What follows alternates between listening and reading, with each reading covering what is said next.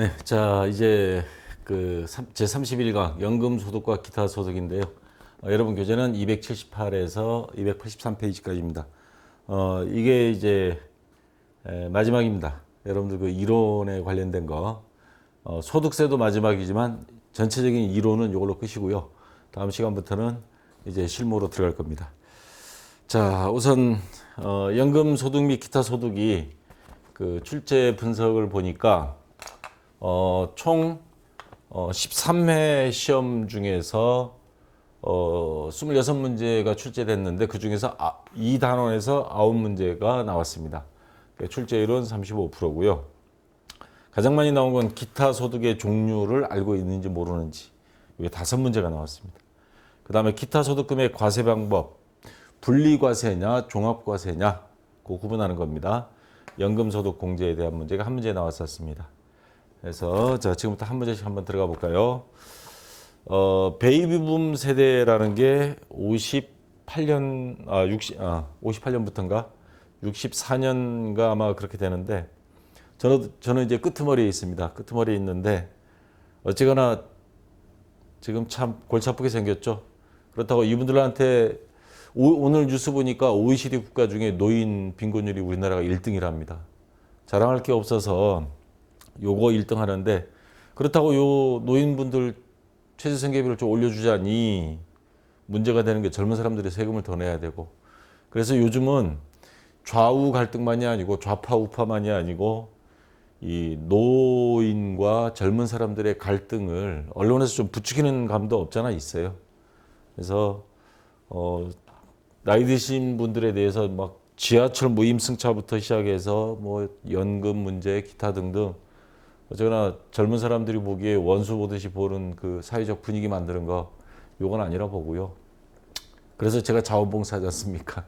재능 기부하는 게 주로 우리 회원들 보니까 이제 20, 30대 분들인데 저도 미워하지 말라는 차원에서 저를 미워하시면 안 됩니다. 여러분들한테 이렇게 하는 거니까 자 우선 본론으로 들어가서 연금소득이다 하는 거는 뭐냐면 국민연금법 요즘 제일 말 많은 거죠. 이게 어떤 식으로 이제 될지는 모르겠는데, 근데 여러분들이 그 아실 게 이제 뒤에 가면 제가 말씀을 드리겠지만, 공무원연금법에 의하여 지급받는 각종 연금과 그 다음에 사기업애들은 특히 보험사입니다. 퇴직보험연금보험. 연금 형태로 지급받는 경우에 당해연금, 연금 저축에 가입하고 연금 형태로 지급받는 소득을 연금소득이라 그럽니다. 그리고 제가 이제 참고로 하나 말씀드리면 수익률은 어디가 좋냐? 물론 공무원연금은 당연히 좋죠. 그래서 뭐 좀 덜 받게 하자 그런 말도 나오고 국민연금 없애버리자 뭐 어쩌고 저쩌고 많이 내니까 그러는데요. 여러분들이 아셔야 될 게 이 사기업 금융기관에서 주는 연금보다는 국민연금이 헐 낫다라는 게 나타났습니다. 통계로도 나와 있고요. 근데 그냥 화가 난다고 연금 해약하고 나 개인연금 들래 해약해 없애. 근데 그걸 뒤에서 부추기는 게 지난번에 한번 방송 그 고발 프로그램에 보니까 보험회사의 고위 간부로 있다가 나온 사람이 하나의 단체를 만들어서 자꾸 국민연금을 없애자 주의로 지금 나가는 사람들이 있는데 이거 없애면 안 됩니다. 우리나라 지금 뭐 말이 많지만 전 세계에서 10등 안에 들어요, 이거. 적립금액 수익률. 그래서 이만한 거 없습니다. 요즘 같은 저금리 시대에 진짜 5%, 7% 이상 수익이 나오는 게 뭐가 있어요. 이거 그대로 둬야 됩니다. 자, 이렇게 되고요. 연금소득공제, 연금소득 금액은 이런 식으로 합니다. 이게 2002년도에 개정됐습니다. 우리 월드컵 축제 한참 할 때 총연금액에서요, 연금소득공제를 뺍니다. 바로 요겁니다. 요 퍼센트만큼 공제를 하고, 그전에는 연금 받으면, 저도 연금수급자지만, 그 연금 전체 받은 거를 연금소득으로 보고, 이거에 대해서 종합소득 신고를 해야 했습니다. 근데 아니 연금 받는 사람들이 세금을 또 많이 떼가 버리면 생활이 또 곤란해지잖아요. 그래서 요거를 빼고 나머지만 연금 소득으로 보자. 한 게 연금 소득 공제입니다. 그래서 2002년 이전에는 연금 전체 수령액을 실제 수령액을 총 연금으로 받는데 종합소득세 신고할 때 이제는 2002년 이후에는 바뀐 게 1년에 연금이 350만 원밖에 안 된다. 1년입니다. 한 달이 아니고요. 큰일 나려고요. 몰라요. 지금 전직 대통령들은 한 달에 이렇게 받더라고요. 몇 억씩 받아가니까. 자, 연 350만 원이니까 한 달에 뭐 30만 원 꼴밖에 안 되는 사람들은 이거 100%다 공제. 연금 소득 안 내도 됩니다. 그 다음에 300만 원 초과 700만 원 이하는 요 350만 원에 총 연금액, 그 다음에 뭐 700만 원이다 하면 700만 원, 350만 원을 뺀 700만 원에서 그러면 350 남죠.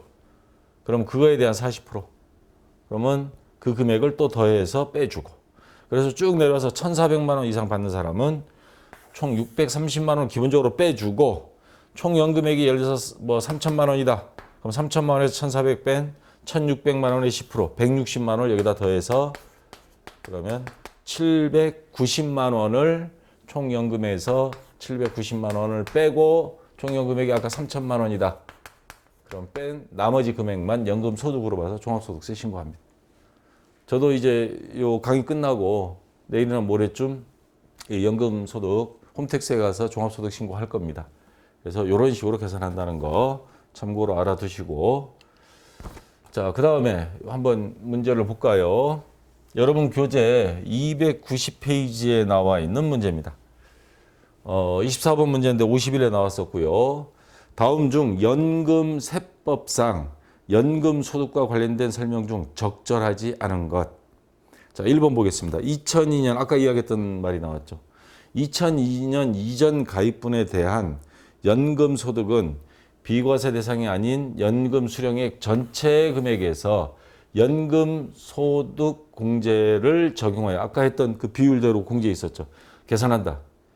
2002년 이전에는 총소득 금액을 했고 2002년 이후 가입자에 대해서는 이렇게 하고 있습니다. 그래서 2002년 이후 가입자는 이런 식으로 해서 연금소득공제를 적용해서 계산한다는 거. 그러니까 요거는 이전 이후가 바뀌어서 요게 틀린 겁니다. 1번이 틀렸고요. 자, 그 다음 2번 문제. 당해 연도에 받은 총 연금액이 350만 원 이하인 경우 납부할 소득세는 없다. 아까 나왔었죠. 맨 위에. 한 달에 30만 원도 안 되는 사람들. 세 번째, 근로자 퇴직급여 보장법에 따라 지급받는 퇴직연금도 연금입니다. 연금소득으로 과세되고요. 연금소득도 원칙적으로는 종합과세 대상이 맞습니다. 연금소득도. 자, 그 다음에 연금소득은 이 정도만 알아두시면 되겠어요. 한 문제밖에 안 나왔어요.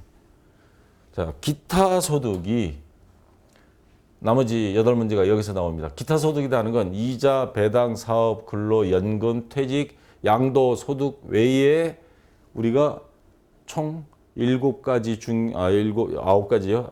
요거 빼고 나머지 한 가지가 기타 소득. 여기에 들어가지 않는 건 다 기타 소득으로 하는데 특징은 뭐냐? 일시적, 우발적으로 발생하고 뭐 지속적, 반복적 계약에 의해서 이게 아닌 그런 소득을 말합니다. 대표적인 게 뭐 강연, 그다음 일회성 일하는 거 이런 것들이 해당이 되고 다른 소득에 동시에 해당하는 경우는 다른 소득으로 먼저 구분하여 처리한다. 근데 이 중에 어느 다른 거하고 연관이 돼서 나타난다면 그걸로 처리하고 아무 데도 연관이 없다. 뭐 일용직 근로자들 같은 경우도 기타 소득 처리한다 그랬죠. 그런 경우 다 이걸로 처리합니다. 자, 대표적인 게 그것도 있지만 얘가 로또 당첨됐어요. 로또 당첨된 사람들이 그 언론에 나오는 거 보니까요. 안 되는 사람이 더 많더라고요. 로또 됐는데 누가 직장생활 하겠어요? 흥청망청 쓰는 거죠, 뭐. 그러다가 242억 로또 당첨됐다가도 돈 다 쓰고 요번에 사기치다 걸려가지고 뉴스에 나왔더라고요. 그래서 생각 잘해야 됩니다. 우리나라에서 최대 당첨자는 옛날에 경찰관이었어요. 그 사람 해외 나가서 살고 있습니다, 지금. 자, 기타 소득의 종류 구체적으로 보겠습니다. 상금, 현상금, 포상금, 보로금 또는 이에 준하는 금품. 그 다음에 아까 이야기한 로또, 경품권, 기타 추첨권에 의하여 받은 당첨금품. 광업권, 어업권, 산업재산, 산업정보, 산업상 비밀, 상표권, 시험 나왔던 거 영업권이 한번 나왔습니다. 그 다음 점포 임차권. 점포를 빌려주거나 이런 영업권을 빌려주거나 그 다음에 양도 또는 대여하고 그 대가로 받은 금품.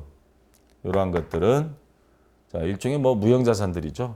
그런 거를 빌려주고 또는 아예 팔거나 그 대가로 받으면 기타 소득으로 봅니다. 또 물품이나 장소를 일시적으로 대여하고 사용료로서 받은 거. 이것도 뭐 마찬가지. 자, 장소 대여 같은 거 여기 들어갑니다. 그 다음에 지역권, 지상권, 어떤 그 지하 또는 공중에 설치된 권리, 지역권 같은 거 있을 수 있습니다. 이거를 설정하거나 대여하고 받은 돈, 이런 것도 기타 소득이고요. 그 다음에 계약을 위약했을 때 배상금 받을 수 있습니다. 집 계약했는데 더 좋은 조건으로 누군가 들어오기로 해서 해약하자 그러면 2배 주세요. 자, 그 민법상 그런 위약금이라든가 또는 배상금을 받았을 때 이것도 기타 소득으로 봅니다. 그 다음에 유실물이 습득, 뭐 발견으로 인해서 보상금 받거나 뭐 소유권을 취득하는 경우, 소유자가 없는 물건이 점유로 소유권을 취득하는 경우, 그 다음에 뇌물, 이것도 기타 소득입니다. 그러니까 세금 지금 뇌물로 걸려든 사람들 요거에 대해서 돈 다 써버렸다 그러면 아마 세금 물리자고 국세청에서 덤빌 수 있겠네. 알선수재, 배임수재에 받는 금품. 이거 세금 내기 전에 이미 은팔찌 끼고 큰 집에 들어가서 무상급식인지 유상급식인지 해야 되겠죠. 자, 이런 것들이 기타 소득의 종류입니다. 자, 한번 볼까요? 자, 2번 문제입니다. 다음 중 소득세법상 소득이 구분이 다른 하나. 영업권 아까 대여하거나 파는 거. 점포 임차권 양도하거나 빌려주는 거. 지상권 대여 다 들어갔죠. 이거는 앞에 나왔었죠. 이거 무슨 소득에 있었어요? 앞에. 그렇죠? 사업 소득에 있습니다. 대여라고 다 기타 소득이 되는 게 아니고요. 공장 시설을 빌려주고 그 사용료를 받는 거. 요거 하나만 요거는 사업 소득에 들어갑니다. 그래서 다른 거 하나는 2번이 정답 되겠습니다. 자, 다음 중 소득세가 과세되지 않는 경우. 자, 60일에 나왔던 겁니다. 최근에 나왔던 거. 285페이지에 있는 문제입니다. 자, 소득세가 과세되지 않는다 그랬으니까 뇌물, 알선, 수재 및 배임 수재에 의해 받은 금품, 그리고 뭐 아까 뇌물 이런 것들 교도소 먼저 간다 그랬죠. 이거 무슨 소득이에요? 기타 소득이죠. 자, 당연히 소득세 내야 됩니다. 제조업자의 유형 자산인 기계 장치를 일시적으로 처분하고 발생하는 이익.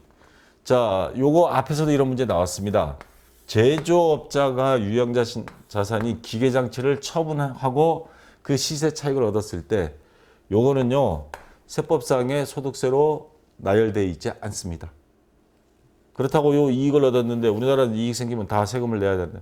이거는 유형자산 처분 이익 장부에 적어놓고요. 회사의 당겨순이익이 많아지면 법인세를 내서 거기에서 처리가 됩니다. 개인의 소득으로 보지 않습니다. 자, 그래서 과세되지 않는 소득세가 과세되지 않는 거는 2번이 맞고요. 그 정답입니다. 그다음 세 번째, 부가가치세 면세 사업인 학원. 면세니까 부가세 신고는 안 하는데 부가세만 면세고요. 대신에 소득세는 납부해야 됩니다. 그다음 네 번째, 계약이 위약 또는 해약으로 받은 위약금, 배상금 아까 기타 소득으로 들어간다 그랬죠. 자, 요거는 소득 구분하면 이건 사업 소득이고요. 요거는 기타 소득입니다. 자, 이렇게 해주면 되고요. 19번 문제입니다. 자, 교재 289페이지 있는 53회 출제됐던 문제입니다. 다음 중 소득세법상 소득이 구분이 잘못된 것, 법인세법상 상여금으로 소득 처분된 거, 상여금 준 거, 근로소득, 이거 맞죠? 그 다음에 비영업 대금의 이익, 앞에 뭐 사채라든가 요거 해서 얻는 수익, 그 업자들 생기는 거 있을 수 있죠? 자, 이런 거는 이자소득으로 한다 그랬었습니다. 그 다음에 지역권을 설정하고 받는 금품, 아까 지역권, 지상권, 기타 소득 맞죠? 사업용 고정자산의 처분으로 발생하는 처분이익 사업소득이 아니고 아까 문제 나왔었죠. 이거는 이 소득세 항목으로는 보지 않는다 그랬습니다. 그 열거주의 원칙에 없는 사항입니다. 그래서 4번이 잘못된 것 정답이 되겠습니다. 자, 그 다음에 23번 문제. 자, 뒤로 좀 가서 교재 290페이지 있는 문제입니다. 다음 중 소득세법상 과세 대상이 아닌 것.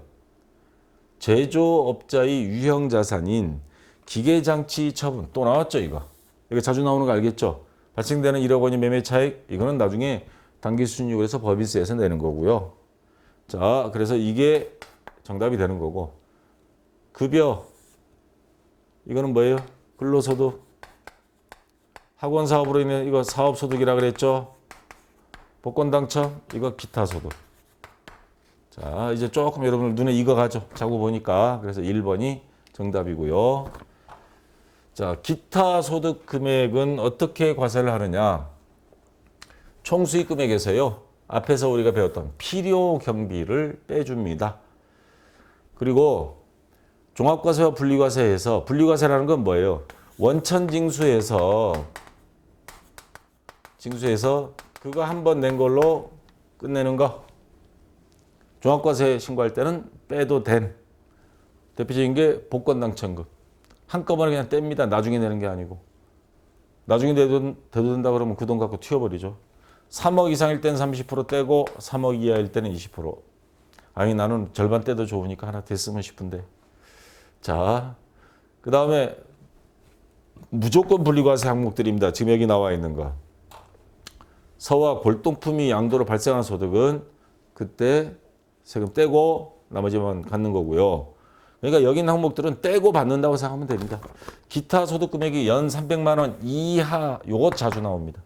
300만 원 이하인 경우는 물론 분리과세를 선택한 경우 아니 난 종합소득세 낼래 그러면 뭐 그거는 그쪽으로 가는 거고요. 300만 원 이하면 분리과세 자격 조건이 된다는 소리입니다. 사망, 개인 파산 6개월 이상, 장기요양 등 부득이한 사유로 연금 계좌 및 연금 계좌 운용 실적에 따라 증가된 금액을 연금에 수령을 한 경우. 이거 말이 길어서 안 나왔었는데 가장 많이 나왔던 게 요거. 그다음 300만 원 이하일 때. 자, 요게 분리과세 무조건 분리과세 조건입니다. 자, 11번 문제 287페이지에 있는 문제인데요. 소득세법상 기타 소득 중 종합소득과세표준 계산에 항상 합산하지 아니하는 거. 항상 합산 안 한다. 무조건 분리과세 대응 대상은 자 아까 풀었던 겁니다. 다 보이죠? 이거잖아요. 복권 당첨금. 자 이거 없었죠. 원천징수 대상이 아니면 분리과세가 아니라는 소리고요. 당연 분리과세를 제외한 기타 소득 금액이 300만 원인 경우 300만 원 이하인 경우입니다. 그래서 4번도 안 됩니다. 자, 이렇게 되고요. 그 다음 12번 문제입니다.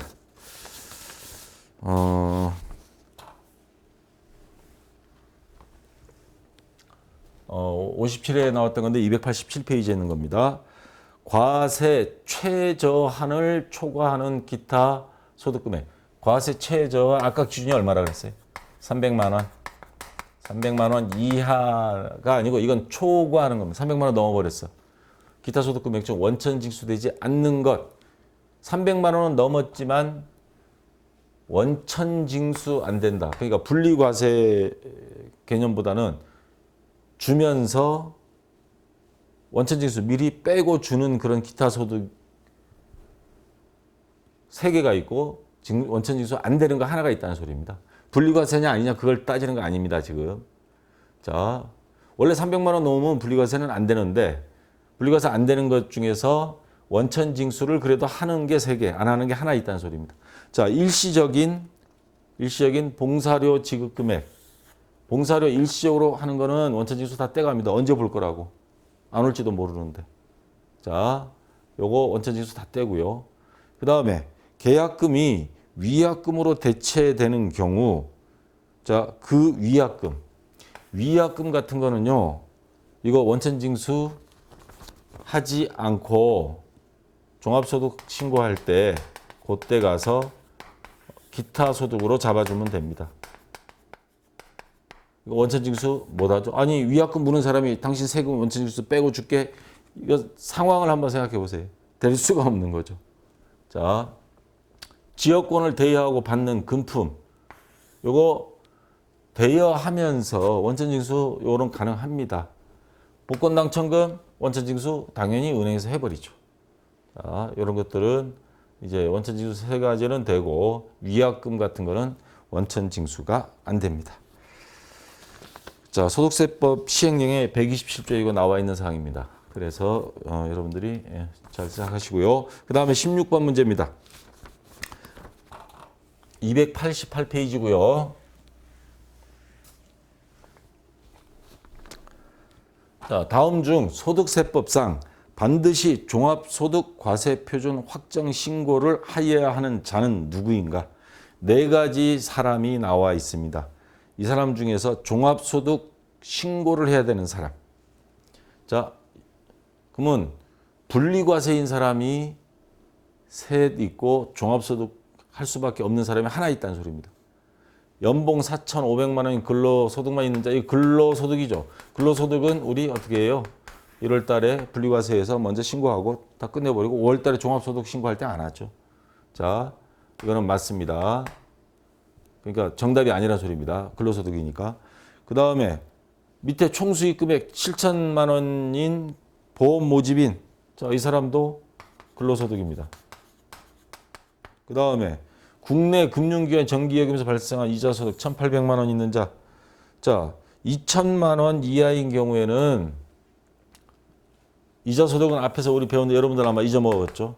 2천만 원 이하일 때는 1년에 연 이자가 2천만 원도 못 받았을 때는 이거에 대해서 은행에서 분리과세하고 나머지 종합소득세 신고 안 해도 됩니다. 이거는 근로소득 신고할 때 그냥 연말정산할 때 끝내버리고 이것도 그렇고. 자, 2번 하나 남았는데 고용관계 없이 기업체에서 일시적으로 강연을 하고 그러면 기타 소득에서 뭐 이런 거는 원천징수 빼버리면 안 내도 될 것 같아요. 근데 문제는 어떤 함정을 파느냐. 1,600만 원만 있는 자. 다른 소득은 없는데 강연 소득만 1,600만 원. 세네요. 근데 우리 얼마라 그랬어요? 자, 300만 원 이하일 때, 기타 소득은 300만 원 이하일 때 무조건 그거는 분리과세를 하겠다 하면 하고, 난 종합과세 하겠다 하면 하는데 선택권이 있습니다. 300만 원 이하일 때는 분리과세 할 수도 있는데 300만 원이 넘어버렸어요. 이 사람은 무조건 하고 종합소득 확정신고를 해야 됩니다. 그래서 2번이 정답이 되는 겁니다. 이 함정을 여기다 파는 거예요. 300만 원 넘은 금액, 요걸 보고 판단을 올바로 하나 못 하나 지금 검증하는 문제입니다. 자, 됐고요. 28번 문제입니다. 291페이지에 있고요. 다음이 거주자 중 종합소득세 확정 신고를 하지 않아도 되는 거주자는 누구인가? 자, 이번엔 반대로 같은 형태의 문제인데 반대로 해놓은 겁니다. 확정 신고 하지 않아도 되는 사람, 그냥 원천징수 빼서 분리과세해서 끝. 딱 보이죠? 복권 딱 나오잖아요. 세금을 공제하고 어이구 이재민 씨 10억 원을 수령했습니다. 세금 공제하고 10억 원, 10몇 억짜리라는 소리네요. 30% 이상 뺐겠죠. 자, 이 사람은 종합소득세 확정 신고를 안 해도 됩니다. 1번이 정답이 되고요. 과세기간 중 회사를 퇴사하고 회사를 다니다가 퇴사하면 이건 근로소득이에요. 근데 음식점을 개업해서 소득이 발생했다. 이거 사업소득이에요. 그러면 근로소득만 있을 때는 이거 종합소득세 신고 안 해도 되는데 근로소득 반 사업소득이 있다 그러면 두 가지 때문에 어쩔 수 없이 요거 먼저 하고요. 요것만 나중에 종합소득 신고해도 되고 아니면 그러면 나중에 한꺼번에 할래. 제가 그랬습니다. 왜냐하면 제가 8월 30일부로 퇴임하면서 근로소득이 8개월치가 생겼어요. 그리고 연말에 학교에서 전화 왔어요. 그전 다니는 학교에서. 제주도에서 연말정산 어떻게 하실래요? 그래. 나 뒤에 내년 5월 달에 종합소득 할 때 같이 할게. 그냥 놔둬.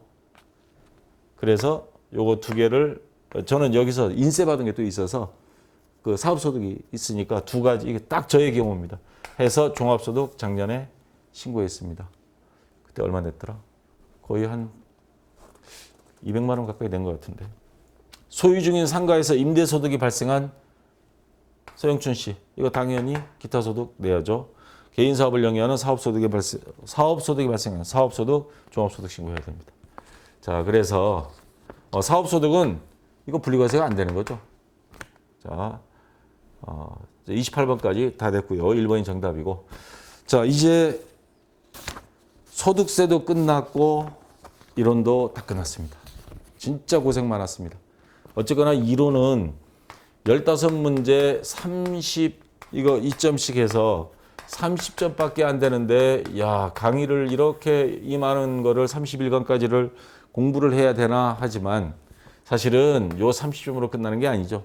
이 내용을 바탕으로 해서 실무 시험 문제가 만들어지는 거기 때문에 어떻게 보면 지금 이론 강의 여기 30일간까지가 거의 저는 한 60% 이상 봅니다. 60% 이상이 전산세무 2급 공부가 지금 끝났다고 생각하시고, 이제 실무 시험 매일 매출 전표 프로그램 뭐 입력 방법 하나씩 들어가서 이렇게 막 머리 아픈 이런 이론은 없고요. 그냥 똑똑 답이 떨어지는 것들, 이런 것들만 남았습니다. 자, 고생하셨고요. 다음 시간부터 본격적으로 여러분들 공부하실 때 노트북 하나 옆에 같이 놓고 같이 입력하면서 공부하셔야 효과가 있을 겁니다. 자, 화이팅 하세요. 자, 수고했습니다.